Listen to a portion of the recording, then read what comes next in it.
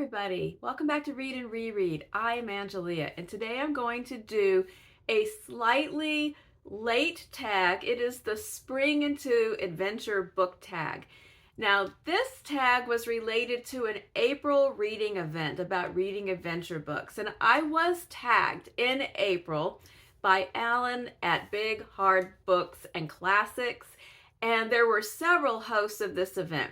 And I'm going to include Alan's video and all of the host channels in the description box because the event is over, but the tag lives on and the channels live on. So check it all out.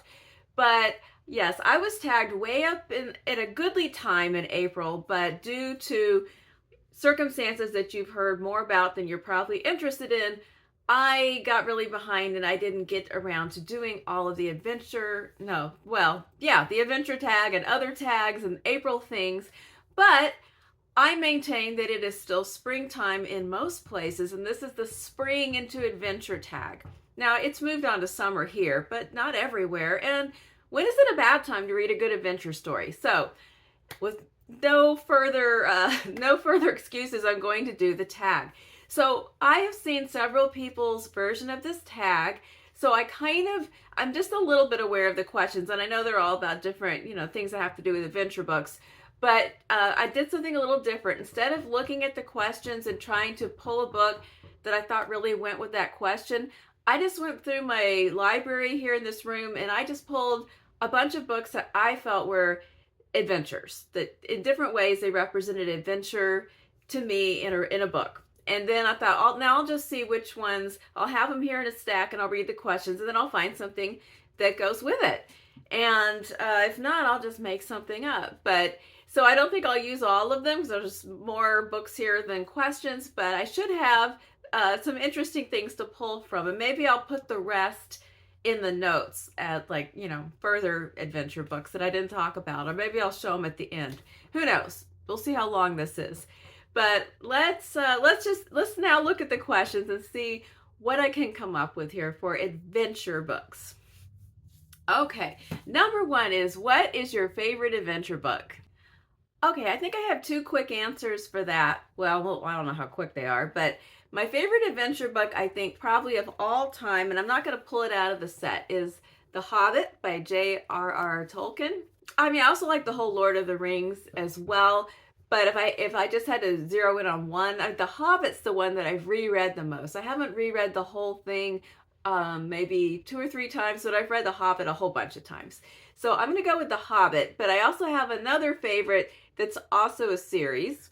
And I've talked about these before as well, and that is John Christopher's White Mountains series. I think they're called the Tripod Trilogy, and it begins with the White Mountains. The middle one is The City of Golden Lead, one of my all-time favorite book covers. And then The Pool of Fire. These are young adult science fiction novels that were written in the 60s that I discovered in the 70s when I was a kid, and I still enjoy them today. I really wish that they would make a new film adaptation, like a Netflix type adaptation with current special effects, because there was a version of it in the 80s that was a BBC version kids show, and it's pretty I never watched the whole thing all the way through. I watched several episodes, but the quality of the YouTube recording of it was really poor. The special effects were not there, and they were pretty true to the story, but I just feel like it needs an update.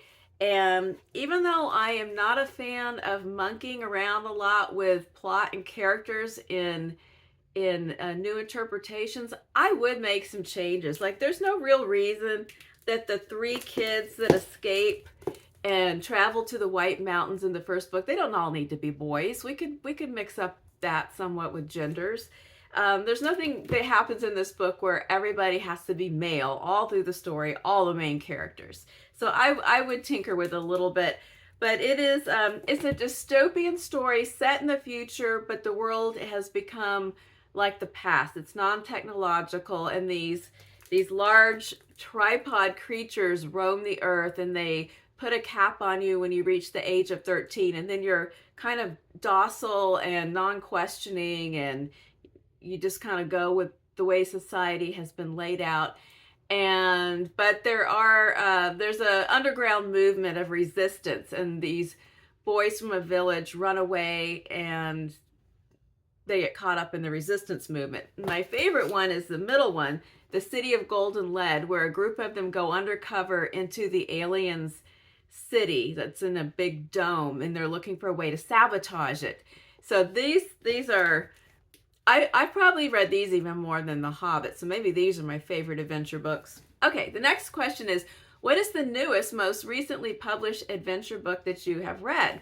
Well, that, of course, has to be James by Percival Everett, which is a new retelling of the story, The Adventures of Huckleberry Finn by Mark Twain, from the perspective of Jim, the enslaved man who travels with Huckleberry Finn down the Mississippi River on a raft. And if you haven't heard anyone talking about James, I guess you just started watching BookTube yesterday and just started reading yesterday, because it is everywhere, and for good reason. It's a fantastic book.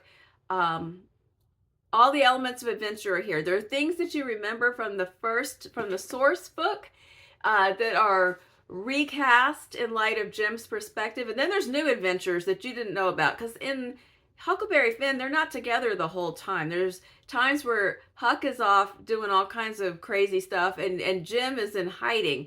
But Jim's having adventures of his own that have been filled out in this book, and some of them are just nuts. They're scary, they're funny, they're bizarre. I'm just going to say minstrel show and leave it there. If you've read the book, you know what I'm talking about. And anyway, this was the most recent one I read, and I loved it. Still saying it's the best book I read so far this year. Although nipping hard on the heels is the book I'm almost finished with right now, All My Puny Sorrows. Oh my gosh. Okay, I'm going to talk about that one on Friday. It's not an adventure, so we'll leave it out for now. Number 3, what is the earliest published adventure book that you've read? I believe, and some other people answered the same answer, is The Odyssey by Homer, the classic story of one man's tremendous efforts to just get home. I read this back in school. I have not reread this in many years.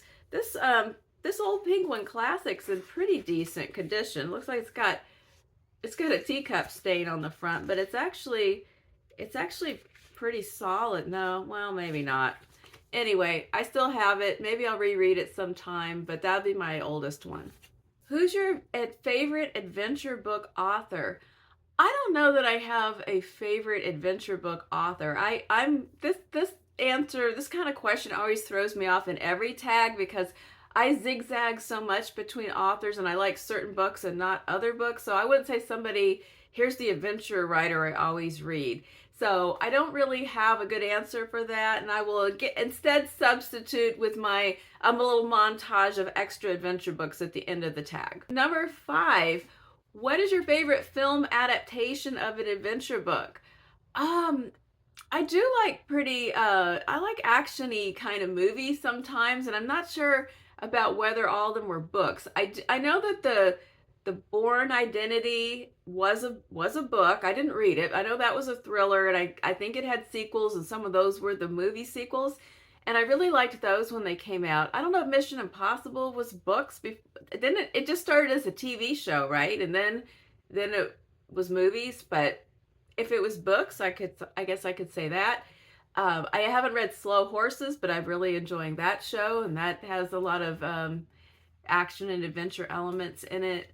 I'm sure there's other ones I'm forgetting, but that's what I got for now. Number 6, who's your favorite adventure book character? Okay, I'm gonna go a little bit non-traditional with this. Hang on a second.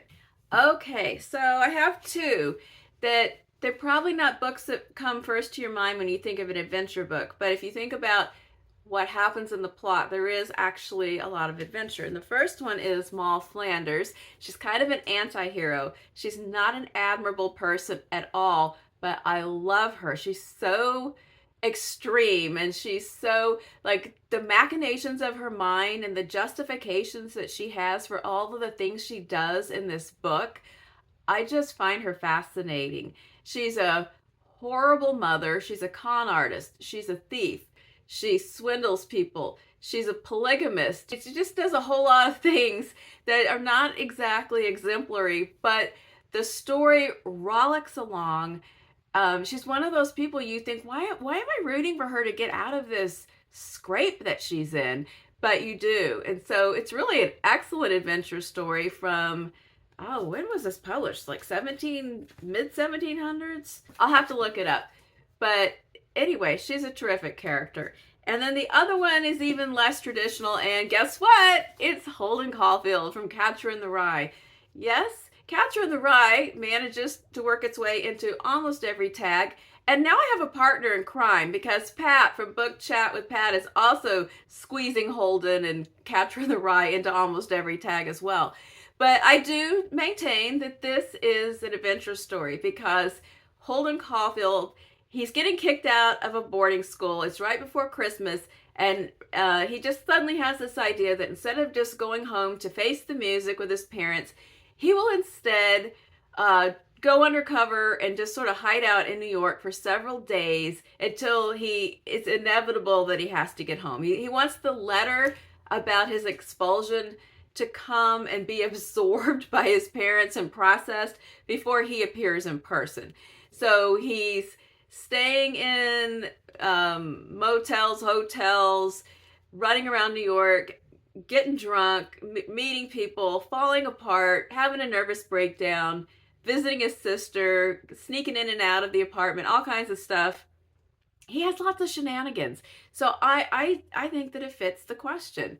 Catcher in the Rye, and Holden, one of my favorite characters from all of literature in an adventure story, kind of. Number 7 is, do you prefer fiction or nonfiction adventure books? I'm going to go with fiction. When I heard the topic of the tag, I just gravitated to fiction, and I have read some nonfiction books that would qualify. One that pops into my mind is Agent Zig Zag. I'll have to look up the author and put it on the screen, but that was a nonfiction book about a guy during World War II who had really incredible escapades.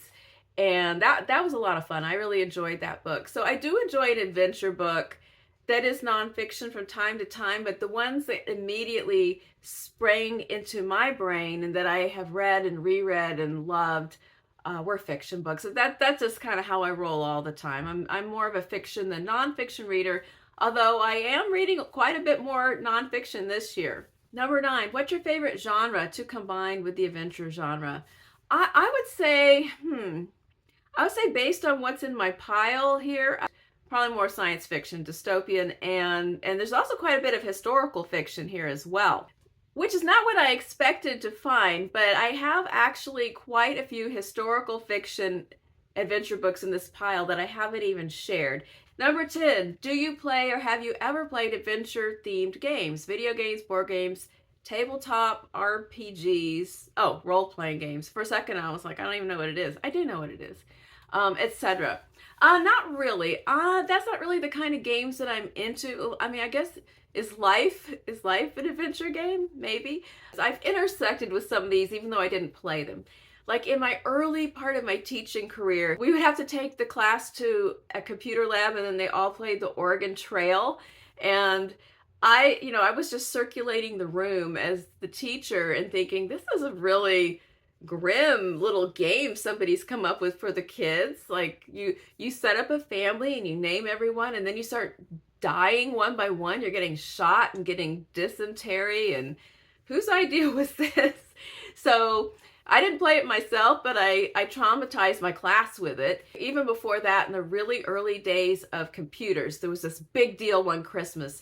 My brother got one of the first the Apple computer, the little square Apple computer, and he was in middle school, and one of the games that he got was Where in the World is Carmen Sandiego? So I watched him play that, but I didn't play it myself, and that was an adventure game. That's it. That's all I have to say about adventure games. Oh, did I skip? I skipped a question.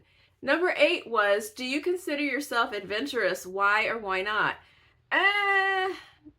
I have my moments, but in general, probably not that adventurous. I'm kind of a planner, list maker, researcher, read all the reviews, scope it out, itinerary. I'm kind of like that. I was probably more adventurous in my youth, which is kind of like a nice way of saying reckless. I think I got it out of my system early on. I kind of like to know what's going to happen before it happens. All right.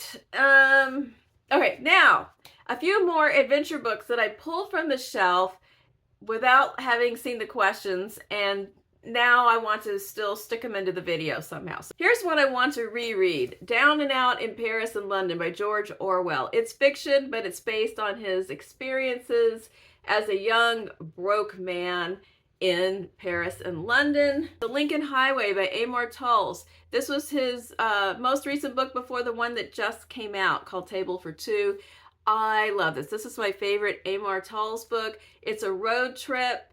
Some kids go on an adventure. I'm not going to get all into the plots of these books, but I'm just going to flash them by.